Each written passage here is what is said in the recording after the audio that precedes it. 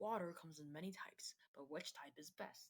To answer that question, I, Bungtada, will be your host for the Battle of Water. We have contestant number 1, tap water, contestant number 389, bottled water, and contestant number 3.7 times 10 to the power of 35, filtered and boiled water. Let's start with price. Filtered and boiled water is energy demanding, making it much more expensive than tap water, which is practically free. But nowhere near the price of bottled water is expensive.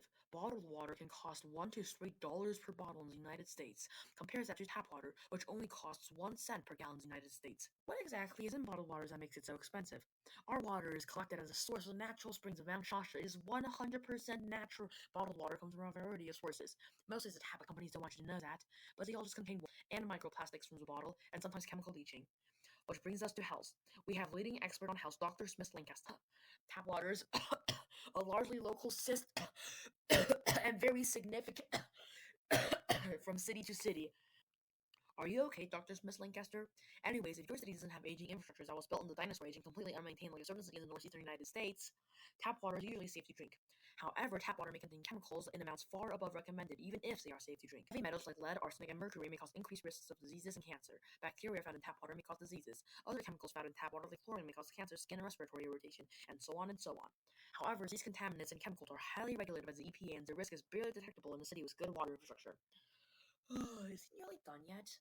On the flip side, there are some health benefits. Unless you live in a particular city in the Pacific Northwest that continues to believe in unscientific myths that fluoride makes children dumb, you get to enjoy better oral health.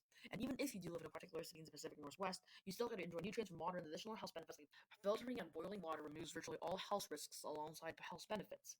Wake up! What? And then to convenience. And then to environmental impacts. Bottled water causes an ocean of pollution.